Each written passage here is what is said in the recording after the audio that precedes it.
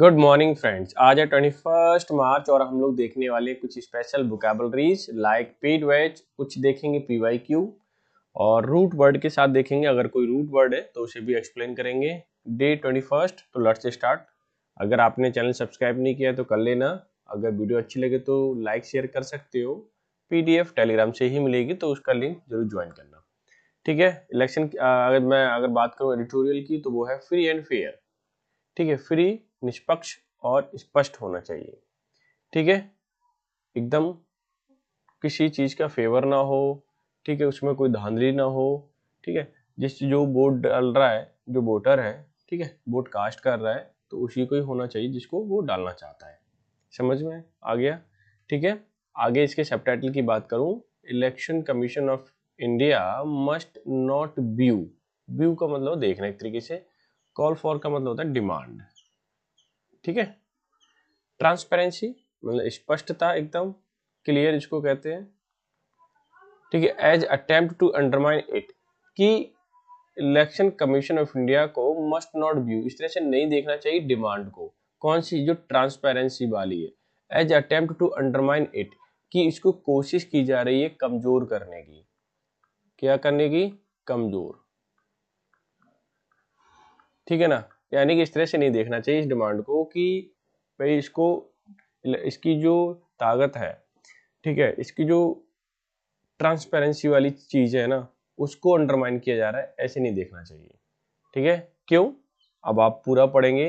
हुआ क्या अभी, जैसे कि आप देख रहे होंगे, एक इसमें फॉर्म नंबर 17C होता है। ठीक है, उसको जैसे रिलीज नहीं किया गया, कुछ आंकड़े रिलीज किए गए इलेक्शन कमीशन ऑफ इंडिया ने, तो क्या हुआ, उसमें थोड़ी सी डिस्क्रिपेंसीज पाएगी, मतलब थोड़ा सा अंतर पाया गया। तो ये सारी चीजें लेकर के हो गया झंझट, विपक्ष वाली पार्टी ने कर दिया, वो चले गए सुप्रीम कोर्ट। फिर जा करके क्या क्या कर रहा है, अभी आपने देखा होगा कि इलेक्शन कमीशन ऑफ इंडिया के जो नए कमिश्नर हैं, ठीक है, उन्होंने अभी सारी पार्टियों को बुलाया और उनसे अब उनकी राय मांगी। ठीक है ना, उनकी व्यू मांगे और कोई सजेशन है तो वो मांगा। तो उसी के ऊपर लिखा पूरा एडिटोरियल। आई होप जो इसकी थीम तो समझ आई गई होगी। हम पहले वो वोकैब देख लेते हैं जो वोकैब अक्सर एग्जाम में पूछी जाती है और इस एडिटोरियल में आई हुई है। ठीक है, जब आप पढ़ेंगे तो आपको आसान हो जाएगा।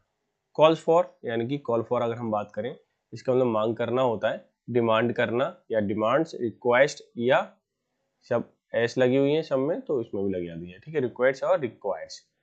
अरोज, अराइज होता है, उत्पन्न हुआ, इमर्ज्ड, अपीयर्ड और ऑरिजिनेटेड। ध्यान रखना, काफी इंपॉर्टेंट है। थोड़ी वोकैब कम है लेकिन अच्छी है। टर्नआउट मतलब उपस्थिति, अटेंडेंस जिसको हम कह सकते हैं, गैदरिंग बोल सकते हैं, क्राउड बोल सकते हैं।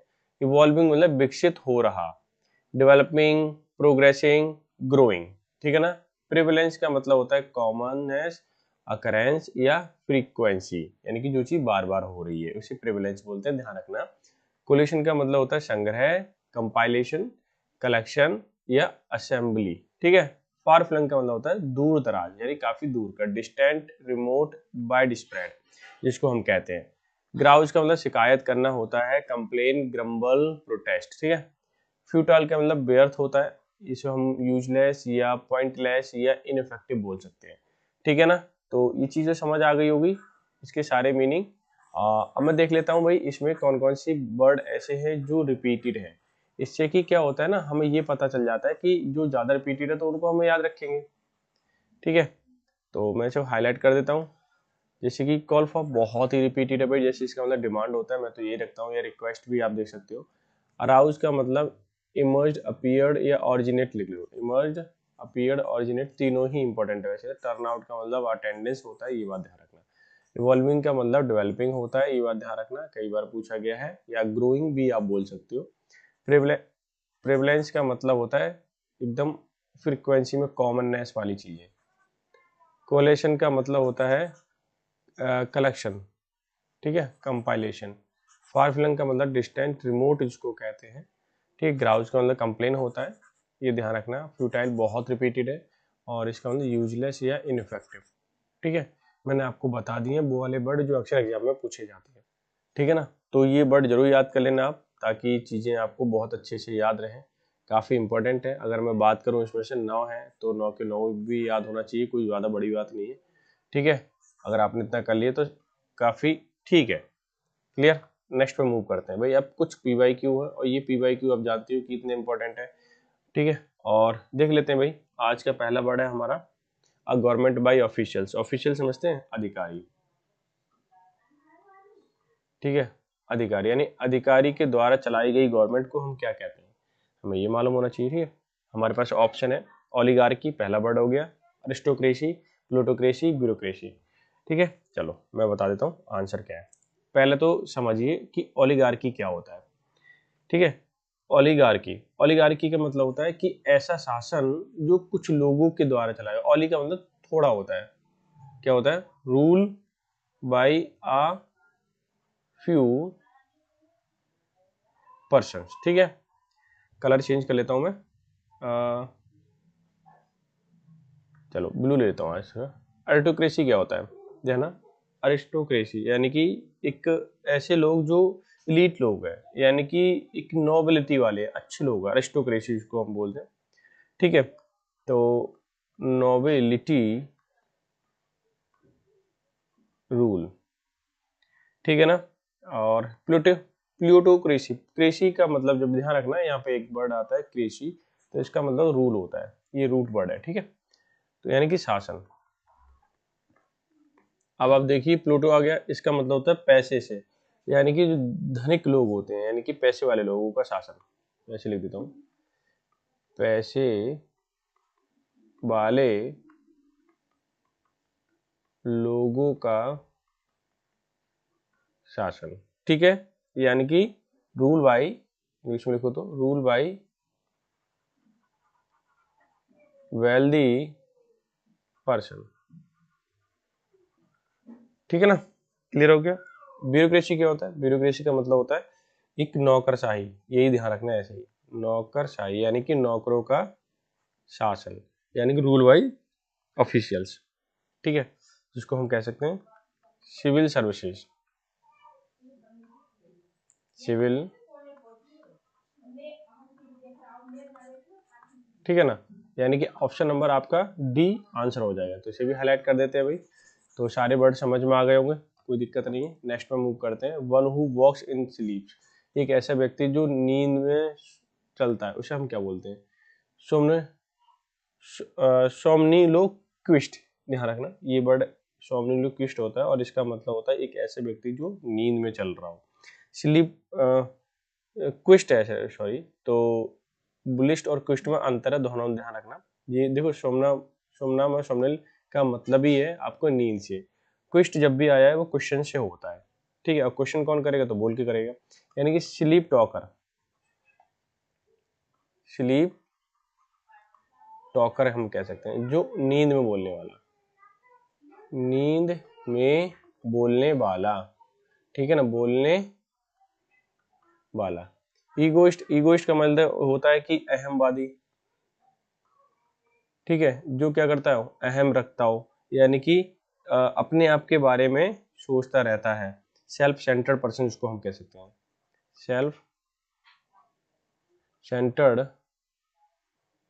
पर्सन। अब देखो बुलिस्ट है, बुलिस्ट कौन करेगा, बुल से है, बुल क्या करता है, चलता ही तो है, ठीक है। तो इसे स्लीप वॉकर बोल सकते हैं।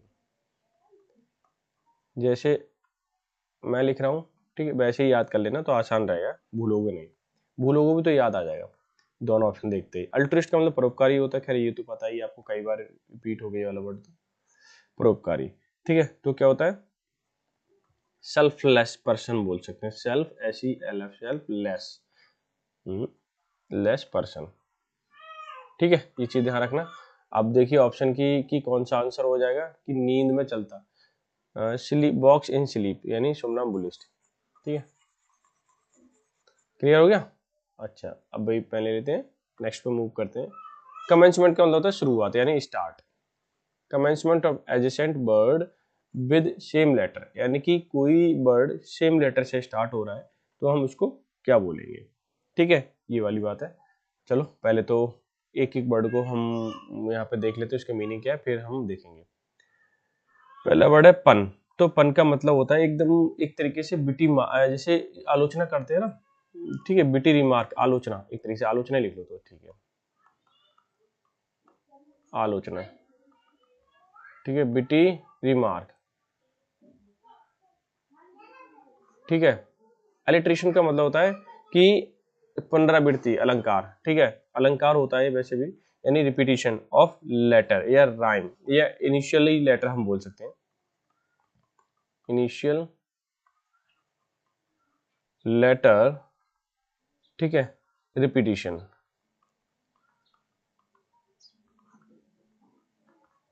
ठीक है। तो पुनरावृत्ति इसको हम कह सकते हैं सिंपल भाषा में।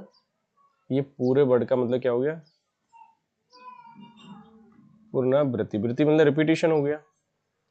ट्रांसफर एपिथेट, देखो ट्रांसफर एपिथेट, ट्रांसफर तो हटा दो, ये तो कुछ नहीं है, एपिथेट का मतलब है, और इसका मतलब होता है एक तरीके विशेषण, यानी कि कोई चीज एडजेक्टिव दे देते हैं, ठीक है, उसको बोलते हैं, यानी कि एडजेक्टिव बोल सकते हो और बोल सकते हैं इसे, ठीक है, विशेषण ही लिख देते हैं, यानी एडजेक्टिव, या ठीक है, या फिर उपाधि जिसको हम कह सकते हैं एक तरीके से, ठीक है ना। और इसको यानी कि कोई नाम दे देते हैं ना, ऐसे बोल दे छोटू मोटू, नाम कोई और होता है, वो वाला सेंस है, ठीक है, समझ गए ना। ऑक्सियोमोरन का मतलब विरोधाभास, विरोधाभास, यानी कि जहां पर क्या हो, कॉन्ट्रडिक्शन ही हो या कॉन्ट्रडिक्शन हो, ठीक है, उसे बोलते हैं हम विरोधाभास, ठीक है, कॉन्ट्रडिक्टरी बोल पार्ट,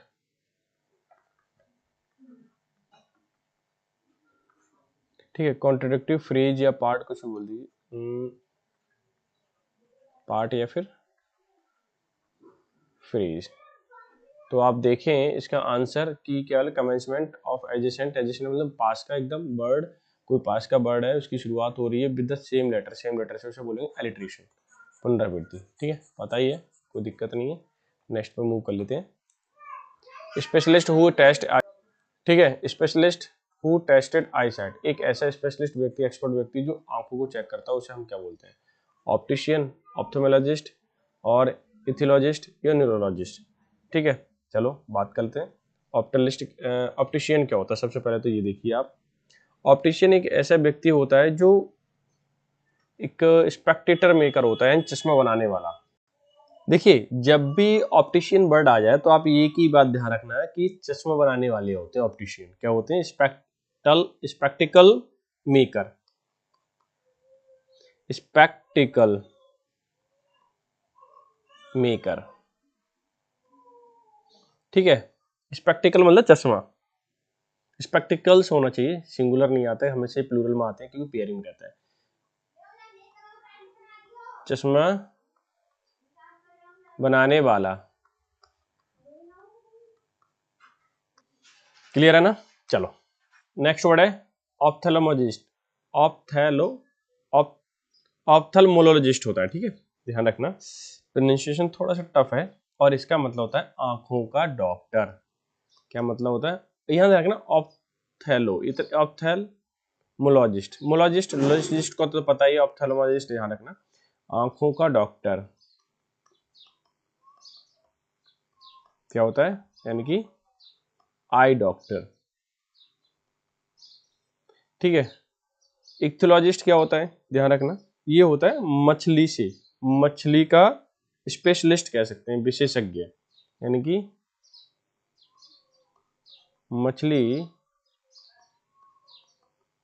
विशेषज्ञ, यानी कि फिश साइंटिस्ट बोल दो, क्या हो रहा है, fish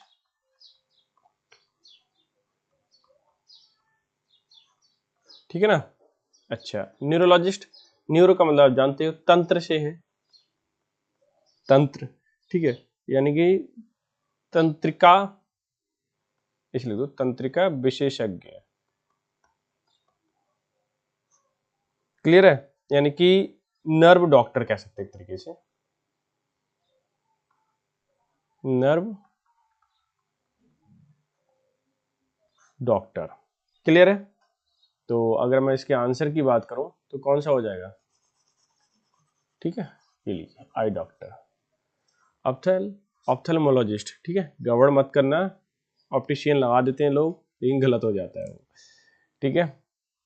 wall built to prevent, एक दीवार बनाई गई थी रोकने के लिए सी और river from flooding an area, यानी फ्लड के एरिया को रोकने के लिए दीवार बनाई जाती है, ठीक है, रोकने के लिए, उसको हम क्या बोलते हैं, ठीक है। तो डैम, ये तो बांध होता है, ठीक है, बांध जब बहुत सारा पानी रोकना होता है ना, तो या कंट्रोल करना होता है, उसको हम बोलते हैं वाटर बैरियर कह सकते हैं एक तरीके से। जैसे बैरियर से ये मत सोचना कि नॉर्मल पानी रोकने के लिए, ऐसा कुछ भी नहीं है, ठीक है। माउंट का मतलब टीला होता है, यानी कि बहुत बड़ा वो लग जाता है ना, एक क्या नाम है, ऊंचा से ढेर लग जाता है, ढेर इसको हम कह सकते हैं, टीला या ढेर, ठीक है। और स्मॉल हिल बोल दो इस तरीके से, स्मॉल हिल, ठीक है।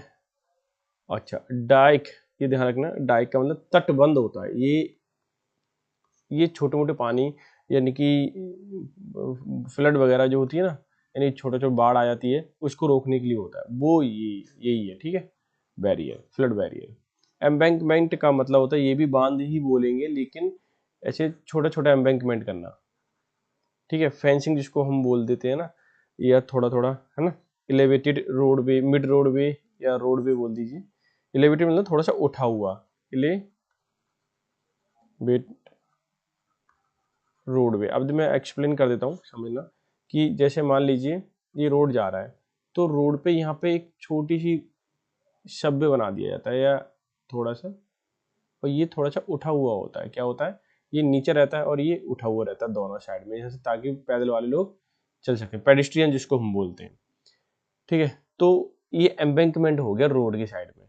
अब जैसे कि मान लीजिए खेत है, ये भी हटा दो चलो थोड़ी देर के लिए, जैसे कि मान लीजिए ये एक खेत है रेक्टेंगल शेप में, तो इसकी जो आसपास के तार की गई, फेंसिंग की गई है ना एक तरीके से, थोड़ा सा मेड़ उठा देते हैं हम लोग, ठीक है, पानी को कंट्रोल करने के लिए, ताकि पानी ना जाए खेत का बाहर, ठीक है। तो इसको भी तो हम एम्बैंकमेंट बोलेंगे। चबूतरा, हिंदी में चबूतरा भी आता है, गलत दिख गया, चबूतरा, ठीक है, बांध या चबूतरा, बात एक ही इस वाले सेंस में। अब तो क्लियर हो गया होगा, ठीक है। तो लास्ट स्लाइड थी, और आंसर की हम इसमें बात करें तो क्या हो जाएगा, डाइक हो जाएगा। क्यों हो जाएगा, तटबंध की बात हो रही है, पानी आसपास समुद्र के पास का होता है, उसको रोकने के लिए, ठीक है, यूज किया जाता है, या नदी होती है तो उसके पानी को खेतों में ना चला जाए या कहीं चला जाए, उसे डाइक बोलते हैं, ठीक है। तो आंखों का डॉक्टर क्या हो गया, ऑप्थेल्मोलॉजिस्ट हो गया। और ये क्या है, कोई लेटर बार बार रिपीट हो रहा है तो इसे एलिट्रेशन बोलते हैं। जो नींद में चलता है, बुलिस्ट करके याद रखो, बुल चलता है, ठीक है, और क्विस्ट का क्या मतलब क्वेश्चन करने से है, तो इस तरह से याद रखना, अब तो फिर भूलोगे नहीं। और सोमन का मतलब होता है नींद। अच्छा, गवर्नमेंट ऑफिशियल्स के तो ब्यूरोक्रेसी हो जाएगा, ब्यूरोक्रेसी स्पेलिंग भी पूछ लिया था, ध्यान रखना कैसे है स्पेलिंग, ठीक है, बी यू से स्टार्ट होता है, ये ध्यान रखना ना, ब्यूरो में फिर आपको लगे बी आई है, ब्यूरोक्रेसी, ठीक है, REA, ठीक है, REAUCRACY, ब्यूरोक्रेसी, ठीक है। मैं फिर से एक बार हाईलाइट कर देता हूँ ताकि कंफ्यूजन ना हो। अच्छा, ये जो बुकैब है काफ़ी इंपॉर्टेंट है, तो आप ध्यान रखें, इसको रिपीट करते रहें बार बार, ठीक है, रिपीट जितना करेंगे आप, ये समझिए आप, उतना ही ज़्यादा। और PDF जरूर ले लें, ठीक है, कहाँ से मिलेगी, टेलीग्राम चैनल से मिलेगी, ठीक है। अब थोड़ा सा एडिटोरियल देख लेते हैं। Election commission must not view, election commission को इस तरह से नहीं देखना चाहिए कि जो किस चीज़ को, डिमांड को, कौन सी वाली, ट्रांसपेरेंसी वाली की, जो ट्रांसपेरेंसी वाली चीज़ की डिमांड हो रही है उसको ऐसे नहीं देखना चाहिए कि कोशिश किया जा रहा अंडरमाइन इट, कि इसको कमज़ोर करने की कोशिश की जा रही है, ठीक है। अगर मान लीजिए विपक्ष पार्टी वाले इसको डिमांड कर रहे हैं, ठीक है, तो ट्रांसपेरेंसी या किसी भी चीज़ को कमज़ोर करने की कोशिश की नहीं की जा रही है, ठीक है। तो आगे देखिए, the election commission of India, आप बताएंगे कि इलेक्शन कमीशन ऑफ इंडिया के आगे दाग क्यों लगा हुआ है, ठीक है, मैंने कई बार बताया है। सीम्स, ये पूरा का पूरा सब्जेक्ट है, ये ध्यान रखना है यहाँ से। अगर ये पूरा सब्जेक्ट है, सिंगुलर ही है, एक ही का इलेक्शन कमीशन ऑफ इंडिया है हमारे अंदर, देश के अंदर, तो वो भी सिंगुलर हो जाएगी। क्यों हो जाएगी, क्योंकि सब्जेक्ट आपका सिंगुलर है।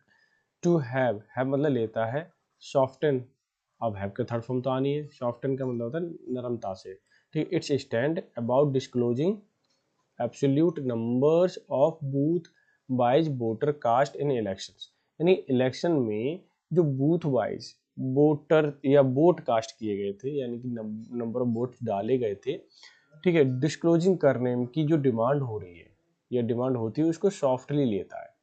क्या लेता है election commission of India? Softly, मतलब उसको डिस्क्लोज ये आसानी से नहीं करता। ठीक है, आगे देखिए। अब यहाँ देखिए लास्ट ईयर, पिछले साल की बात हो रही है, नया सेंटेंस स्टार्ट है। When the question arouse, arouse का मतलब उठाया गया था। लास्ट ईयर जब क्वेश्चन उठाया गया था, पास्ट में है, लास्ट ईयर से ही समझ में आ गया। इन द मिडिस्ट, मिडिस्ट का मतलब होता है बीच में, of multi faces general election, जब मल्टी फेज मतलब कई सारे फेज में, जनरल इलेक्शन की मतलब लोकसभा का इलेक्शन। ठीक है, लोकसभा का जब इलेक्शन हुआ तो मल्टी फेज में हुआ था, शायद 7 में हुआ था, 6 में हुआ था, तो मल्टी फेज में हुआ था। उसी दौरान बहुत सारे मल्टीपल क्वेश्चंस या क्या करे गए थे, रोज किए गए थे या अराइज किए गए थे। ठीक है, या रेज किए गए, बातें किए तो रेज किए गए थे।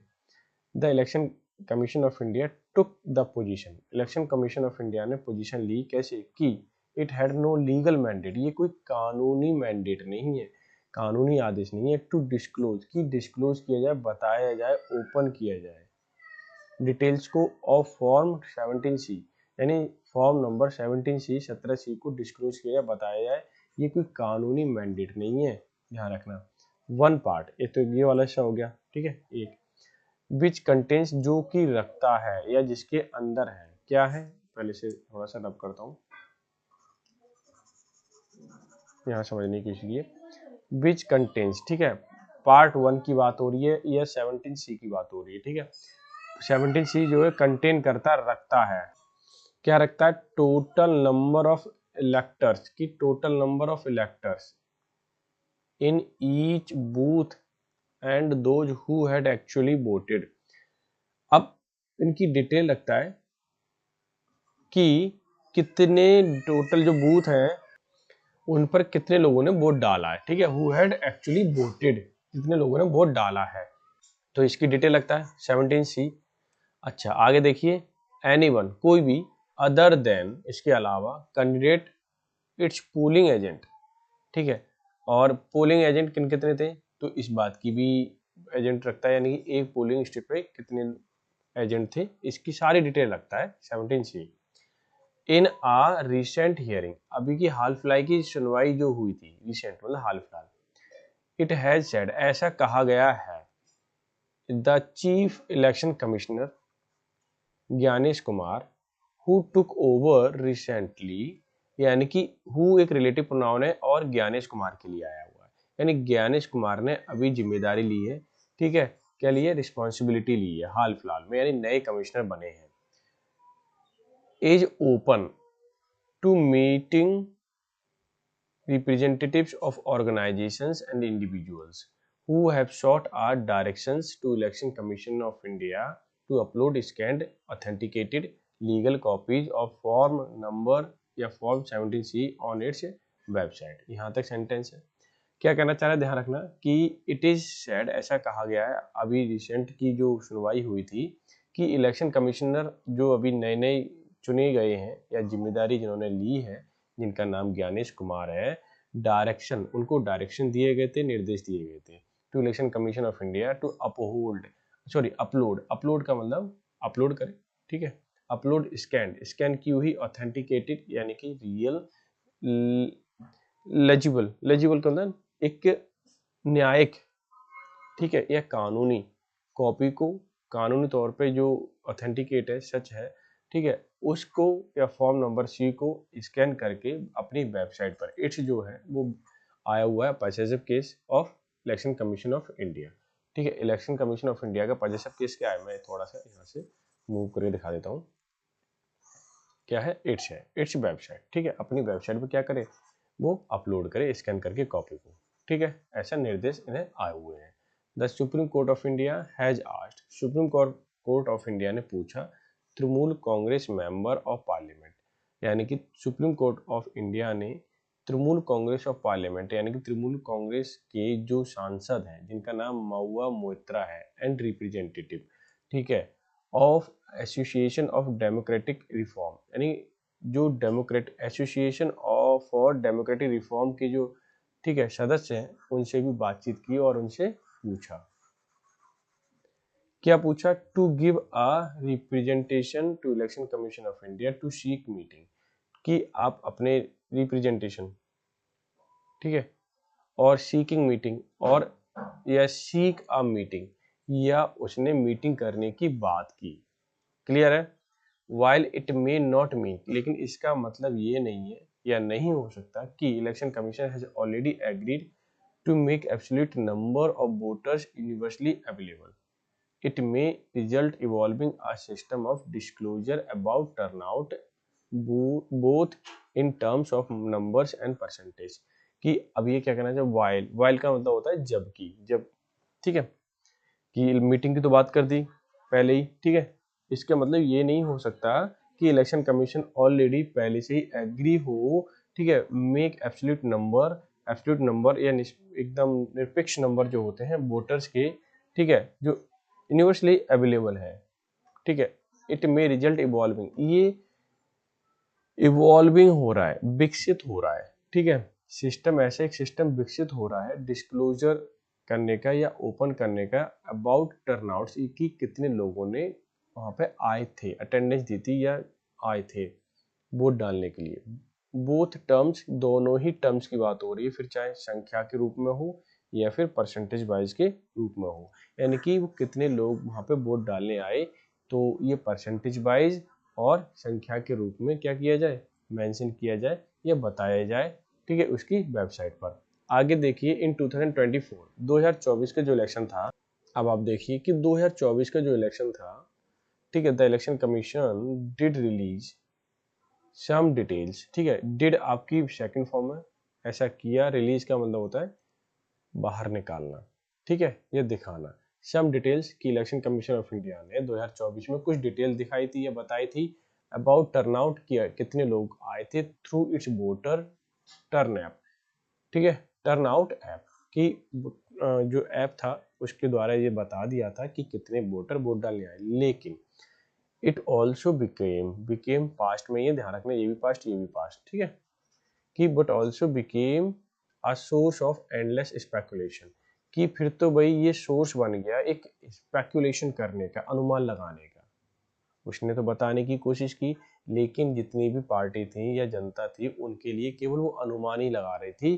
कैसा, कि as the percentage given were seen, कि ऐसी जो परसेंटेज दिखाई गई है, यानी कि दिखाने के लिए दी गई है, to be usually higher than what was disclosed at the close of polling, कि जब पोलिंग क्लोज हुई थी उस समय, ठीक है, और अभी का जो परसेंटेज दिया जा रहा है उसमें तो आंकड़े ही लग रहे थे। क्यों लग रहे थे, अब वो आप आगे देखिए पता चल जाएगा, फिर से समझने की कोशिश करना। But also became a source, ये सोर्स ही बन गया था एंडलेस स्पेकुलेशन, मतलब विचार ही करे जा रहे थे हो क्या रहा है, समझ नहीं आ रही थी, ठीक है। As the percentage given were seen, जो दी गई थी दिखाने के लिए, टू बी यूजुअली सामान्यतः हायर देन, क्योंकि वो हायर थी, ज़्यादा थी, ठीक है, व्हाट वर डिस्क्लोज, जो बताया गया था कब या दिखाया गया था पोलिंग जब एंड हुई थी तब दिखाया गया, और बाद को वेबसाइट पे दिया गया परसेंटेज वाइज, तो थोड़ा सा उसमें हायर, परसेंटेज वाइज हायर होने से थोड़ा सा क्या हो रही थी, स्पेकुलेशन लगा रहे थे कि ऐसा हुआ क्यों। सेंटेंस क्लियर हो गया होगा, मीनिंग समझ में आ गया होगा, ठीक है। कोई नया रूल होगा तो मैं बताते जाऊंगा, आप पेशेंस रखें। द प्रिविलेंस का मतलब जो अभी चलन में है, जो अभी कॉमन है, ऑफ डिफरेंसेस, अंतर, ऑफ 5 to 6%, यानी 5 से लेकर के 6% की बात हो रही है। इसमें डिफरेंस पाया गया पॉइंट बिटवीन टर्नआउट डिक्लेयर्ड, जो टर्नआउट का मतलब जिन लोग आए थे वोट डालने के लिए, जो डिक्लेयर किए गए थे ऑन द पोलिंग डे के दिन जो दिखाए गए थे, ठीक है, और बाद में जो परसेंटेज दिया गया था उसमें 5 से 6% का डिफरेंस था। Subsequently revised figure based on it's input from all booth, तो ये रिवाइज क्यों हुआ फिगर, या फिगर से का मतलब यहाँ पर आंकड़े हैं, क्या है, आंकड़े। अब आंकड़े मतलब दोहराए क्यों गए थे, क्योंकि बेस्ड था इनपुट्स फ्रॉम ऑल बूथ, सारे बूथ से भाई इनका वो आ गया, डेटा आ गया, तो फिर डेटा हमें या इनकी जो फिगर्स थे उनको रिवाइज करना पड़ा। अब वॉज, ठीक है, नोटेड एट द एंड, अब ये क्या कर रहा है, द प्रिविलेंस डिफरेंस, ठीक है, क्या of 5 to 6% points was noted at the end, कि एंड में भाई नोट किया गया कि डिफरेंस 5 से 6% होने का। ठीक है, मेन सब्जेक्ट क्या है, प्रेवलेंस ऑफ सब्जेक्ट वो डिफरेंसेस। अब आपको लग रहा होगा 5 to 6% पॉइंट, पॉइंट के लिए इंडिकेट किया गया प्लूरल। ठीक है, सब्जेक्ट सिंगुलर है तो वो भी सिंगुलर है, ध्यान रखना, कंफ्यूज मत होना। क्लियर है? अच्छा, आगे देखिए, दिस इज नॉर्मली एक्सप्लेन, ये नॉर्मली ये एक्सप्लेन किया गया as the result of delay in collation of data from all booth. ऐसा नॉर्मली एक्सप्लेन किया गया कि जो रिजल्ट डिले हुआ वो इसलिए हुआ कि कलेक्शन होता है, ये कोलेशन का मतलब कलेक्शन, मैं ऊपर लिख देता हूँ, कलेक्शन डेटा ऑल बूथ, की सारे जो बूथ थे वहां से डेटा कलेक्ट किया गया। ठीक है, इसलिए डिले हुआ। इंक्लूडिंग दोज लोकेटेड, लोकेटेड मतलब सिचुएटेड है, फार फ्लंग मतलब बहुत दूर, दूर दराज। ठीक है, दूर दराज एरिया में जो भी बूथ पॉइंट लोकेटेड है, ठीक है, वहां से भी डेटा आ गया फिर। क्लियर है, इसकी बात करना चाह रहा है। इसलिए थोड़ा सा रिजल्ट में क्या हुआ, देरी हुई, और जब देरी हुई तो डेटा सारा बाद में मिला, फिर उन्हें रिवाइज करना पड़ा डेटा। ठीक है, या फिगर्स जिसको हम कह सकते हैं। आगे देखिए, हाउ एवर द पिटिशनर, जो याचिका करता थे, बिफोर द कोर्ट, ठीक है, कोर्ट के सामने उन्होंने आर्ग्यू किया, तर्क दिया, that form number 76 is collected by available booth agent, कि फॉर्म नंबर 17C जो है वो कलेक्टेड किया गया अवेलेबल बूथ एजेंट से बाई हैंड। ठीक है, आगे है, नहीं, ये लिखा है पैसिव स्ट्रक्चर, ध्यान देना, इज कलेक्टेड, कलेक्टेड किया जाता है बूथ एजेंट के द्वारा, उनके हाथों के द्वारा क्या किया जाता है, कलेक्ट किया जाता है, खुद से कलेक्ट करते हैं वो। It would not be major problem, और ये कोई मेजर प्रॉब्लम नहीं है फॉर इलेक्शन ऑफिशियल्स के लिए, कि जो इलेक्शन ऑफिशियल्स हैं, अधिकारी हैं इलेक्शन कराने वाले, उनके लिए कोई बड़ा ये समस्या वाला इशू नहीं है। ठीक है, बड़ी प्रॉब्लम नहीं है टू स्कैन, कि वो स्कैन करें, and absence of absolute number of voters cast, but with only turnout percentage in hand would raise suspicions about the whole process who when final result are released। यहाँ तक sentence है, ध्यान देना, फिर से मैं बता रहा हूँ कि it would not be major problem, ये कोई बड़ी समस्या नहीं है इलेक्शन कमीशन के अधिकारियों के लिए, टू स्कैन की कॉपी को स्कैन की जाए, ठीक है, जो एजेंट के द्वारा ली जाती है, और अपलोड की जाए विद इन 48 आवर, यानी 48 घंटे के अंदर कॉपी को फोटो उसकी स्कैन करके, ठीक है, डेटा की, और वो अपलोड की जाए वेबसाइट पे। ये कोई बड़ा काम नहीं है। द मेन ग्राउज बोल देंगे, ग्राउज का मतलब होता है शिकायत। ठीक है, जो मेन शिकायत है, मेन ऑफ पॉलिटिकल पार्टीज की एंड एक्टिविस्ट की, ठीक है, वो क्या है, वो देखिए, इज डेट द डिस्क्रिपेंसीज, कि जो डिस्क्रिपेंसीज का मतलब है अंतर, कि जो अंतर आता है इन द एब्सेंस, ठीक है, in the absence of absolute number, कि जो एब्सोल्यूट नंबर की अनुपस्थिति होना, गड़बड़ी होना, उसमें जो अंतर आता है, और जो वोट कास्ट, और जो वोट कास्ट करते हैं उनमें जो डिफरेंस आ रहा है, but the only turnout percentage, कि जो टर्नआउट परसेंटेज है, लोग आ रहे हैं वोट डालने इन हैंड, ठीक है, वुड रेज सस्पिशन, ये जो अंतर आ रहा है, जो लोग वोट डालने आते हैं, की संख्या तो पहले ही पता है कितनी, कितने वो हैं, ठीक है, पहचान पत्र, वोटर आईडी कार्ड, तो वहाँ वोट पड़ता है, कुछ लोग एब्सेंट रहते हैं, तो उसमें जो डेटा दिया गया उसमें क्या आ रहा है, शक होता है अबाउट द होल प्रोसेस, कि ये प्रोसेस क्या है। ठीक है, when the final result are release, जब फाइनल रिजल्ट रिलीज किया जाता है, पैसिव स्ट्रक्चर है, ठीक है, रिजल्ट्स प्लूरल है तो आर लिख दिया, रिलीज पैसिव स्ट्रक्चर है क्योंकि हेल्पिंग वर्ब के बाद B3 आई है। Election commission of India has done, अब election commission of India has done well, बहुत अच्छा किया इलेक्शन कमीशन ऑफ इंडिया ने, टू ऑफर, की ऑफर दे करके मीटिंग करने का, बातचीत करने का, पिटिशनर जो शिकायत करता है उनके साथ, ऑन द दिस क्वेश्चन, कि इस क्वेश्चन पे बात करना चाहता है election commission of India petitioner के साथ। There can be no dogmatic opposition, वहाँ कोई डॉगमेटिक ओपोजिशन नहीं हो सकता, कट्टरपंथी विरोधी नहीं हो सकता। टू प्रोसीजरल, की इसका प्रोसेस स्टेप क्या है, रिड्यूस द अप्रीहेंशन, रिड्यूस करना है शक को या शक के दायरे को, about any election being less than fair, कि वो उसमें जो भी अगर डाउट आता है, किसी को शक होता है, उसको क्या करना है, रिड्यूस करना है, ठीक है। Any election being less than fair, जिससे कि वो थोड़ा सा कम फेयर लग रहा है लोगों को अगर शक आ रहा है तो उस पर क्या किया जा रहा है, उस पर भाई वो उस क्वेश्चन किए जाएंगे, ठीक है, और उनके शक को कम किया जाएगा क्वेश्चन करके, समझा करके। कहने मतलब ये इट इज फ्यूटाइल, ये क्या व्यर्थ है, क्या व्यर्थ है, क्या बेकार है, फ्यूटाइल व्यर्थ है, बेकार के लिए बोलते हैं। To hold the position that every step demanding greater transparency, कि ये तो बेकार बात है कि ये पोजीशन लेना कि प्रत्येक स्टेप पर डिमांड किया जाए ग्रेटर ट्रांसपेरेंसी की in the electoral process is aim to undermining its integrity, कि अगर हर बात पे, कहने का मतलब ये है कि हर बात पे, हर एक स्टेप पर डिमांड करी जाएगी ट्रांसपेरेंसी की। हालांकि ट्रांसपेरेंसी तो है कि वो दिखाने में दिक्कतें आएगी ना। और इलेक्टोरल प्रोसेस इज एम्ड, उसका एम ही है, ध्यान देना है, प्रोसेस एम्ड, ये भी पैसिव स्ट्रक्चर है, उसका उद्देश्य होता है एट अंडरमाइनिंग इट्स इंटेग्रिटी, ठीक है। उसका उद्देश्य तो क्या होता है, ट्रांसपेरेंसी करना होता है, लेकिन उस पर हमेशा क्वेश्चन उठाए जाएंगे तो अंडरमाइनिंग हो जाएगी, नुकसान में चली जाएगी इट्स इंटेग्रिटी, इसी इंटेग्रिटी में दिक्कतें आ जाएंगी। And casting the process in a bad light, ठीक है, और कास्टिंग द प्रोसेस, और जो प्रोसेस किया जा रहा है, ठीक है, वो गलत टाइम पे हो जाएगा।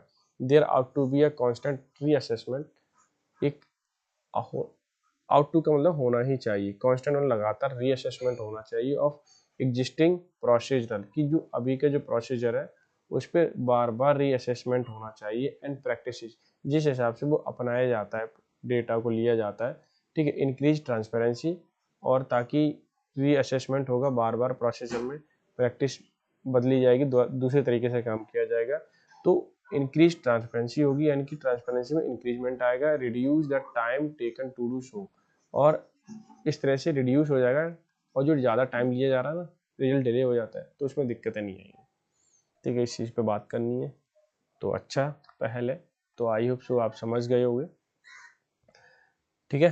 तो सबसे पहले चैनल को सब्सक्राइब कर लेना, ठीक है, ये ज़रूरी है, और शेयर कर देना, ठीक है। PDF ले लेना टेलीग्राम चैनल से, ठीक है। तो मिलते हैं नेक्स्ट सेशन में, तब तक के लिए bye bye, take care, have a good day.